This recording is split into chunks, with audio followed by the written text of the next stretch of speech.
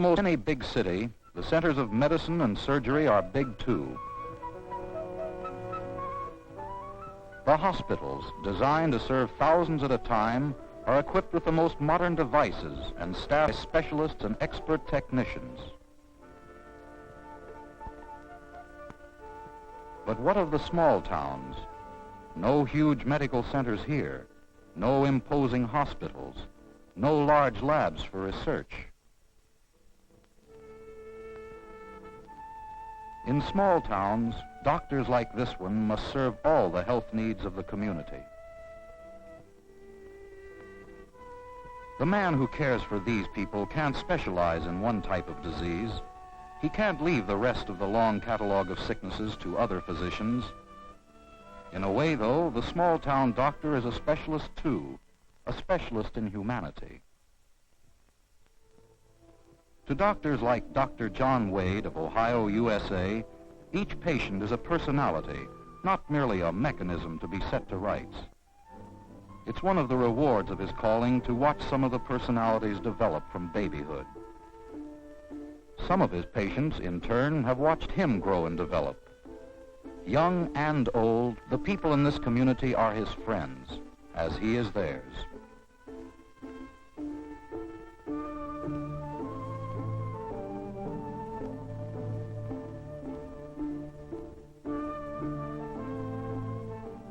The patients in Dr. Wade's office any morning are a town in miniature. His services and his skill are at the disposal of rich and poor alike.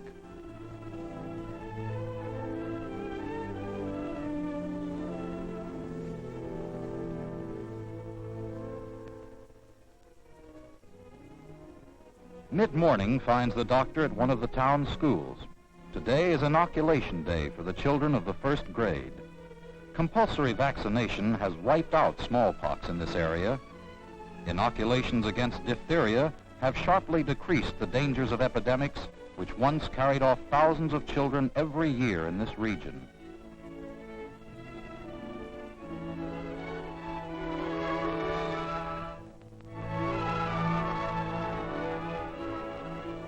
The prick of the hypodermic needle means safety for these little boys and girls, and they can believe the doctor when he says it doesn't hurt a bit. Although Dr. Wade's name may never appear in medical journals, he and others like him make their contribution to preventive medicine day after day. They are the link between the research laboratory and the people.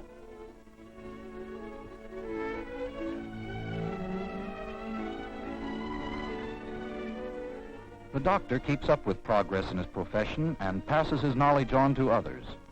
Once a week, his crowded schedule crams in a visit to the hospital in a nearby city for consultations. This morning, Dr. Wade is explaining the use of penicillin, a drug which prevents or halts infection in a matter of hours.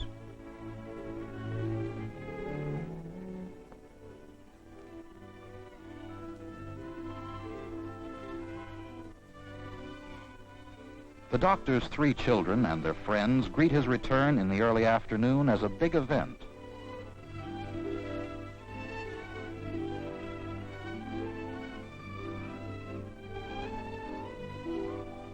Lunchtime gives the doctor a short rest and a chance to talk over the morning's happenings with his wife.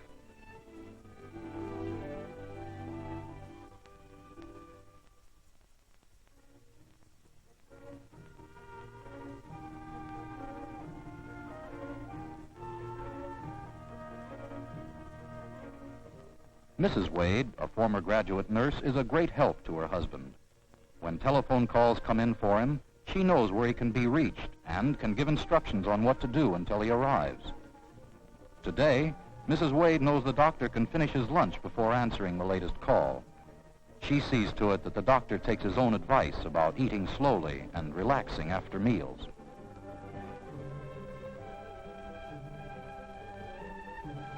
After his brief luncheon recess, Dr. Wade answers a call from the Bennett farm, a few miles out of town.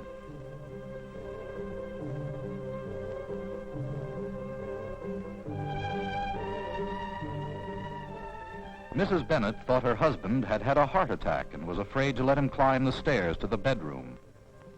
She'd kept him absolutely still, as Mrs. Wade advised, until the doctor came to examine him. Tom Bennett has been doing the work of 3 men lately, trying to manage his farm without help. In the Midwestern summer heat, it's no wonder even a strong young man like Tom suddenly found the work too heavy.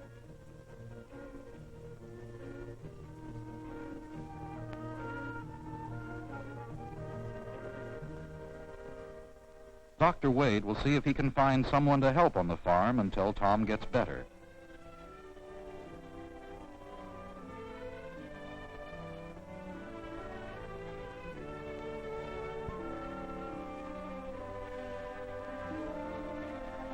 A good rest and Tom will be up and about again in no time. There's nothing to worry about. It's just overexertion.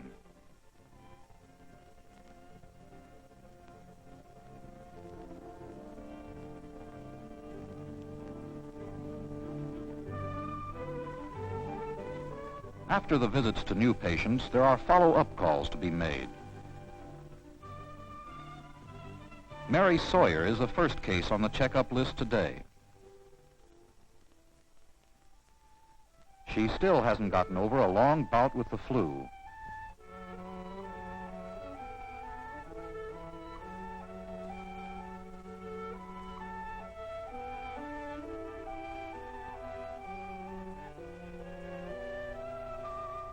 The new sulfa drugs brought her fever down, but they left her weak and listless.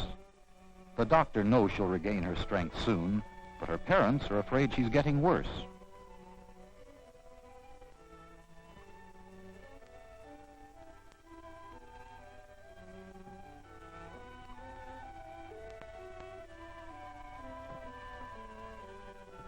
Without their knowing it, Dr. Wade treats Mary's parents almost like patients themselves. The first prescription is a confident reassurance that she'll be all right. And the doctor has found that it's a good idea to keep anxious relatives busy with instructions for the care of their patient so they'll have less time for worry.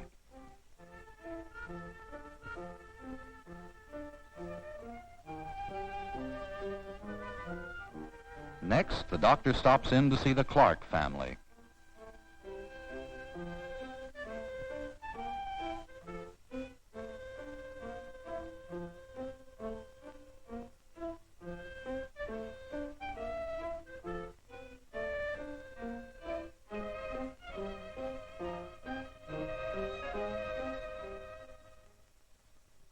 They don't suspect that this is a professional visit to check on Mrs. Clark's heart condition. They couldn't afford it, and they'd be too proud to accept charity. So Dr. Wade lets them think it's just a social call. And so it goes for the rest of the doctor's long day. Dr. Wade reaches home just in time to play with his daughters a bit before bedtime.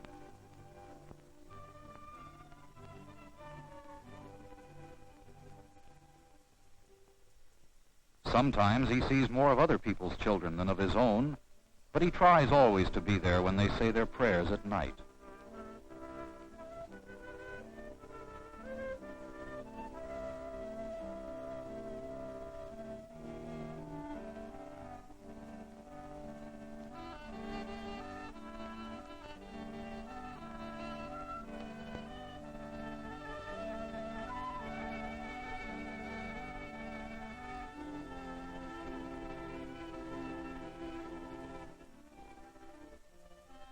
It's not easy for a small-town doctor to see his friends often. Usually, his wife has to take care of most of their social obligations. But once in a while, friends and neighbors find him at home.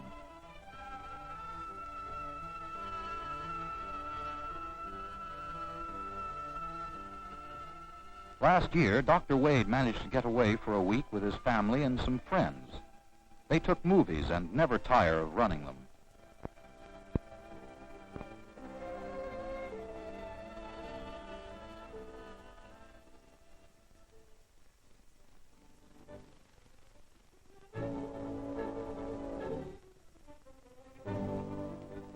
This is the hideout where the doctor escapes as often as he can.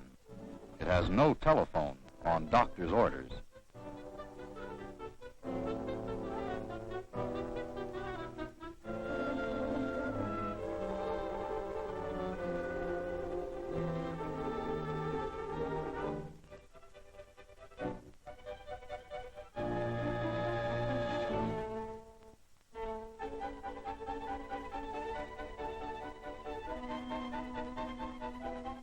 Perhaps the film technique won't win any prizes, but the movies revive pleasant memories, and even a reminder of a vacation is relaxing when holidays are rare.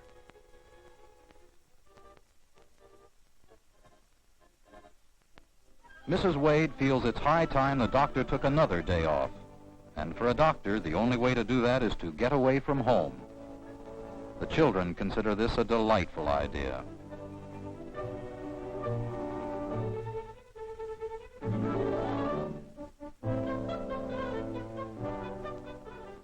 But sometimes ideas don't work as they're intended to.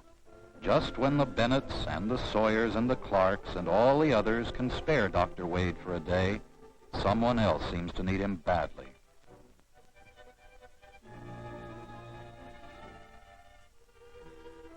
The outing will have to be put off until another day.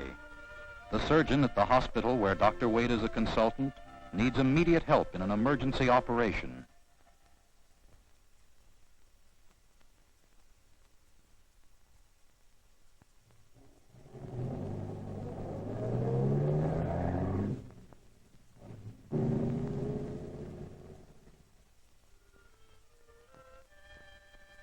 This isn't the first holiday that's been spoiled. Tough luck for the family, but good luck for the patient on the operating table.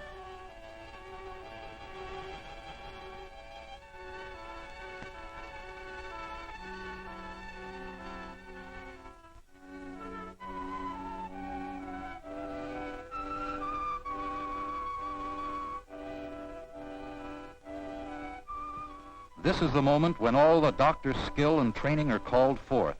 When one unsure move might mean the patient's death, but the surest of moves can guarantee only another chance at life. Once, long ago, 10 years, 15, the doctor took an oath. How did it go? Whatsoever house you shall enter, it shall be for the good of the sick to the utmost of your power. When he resolved to live by that code, John Wade became what he is today, doctor of medicine, servant of humanity.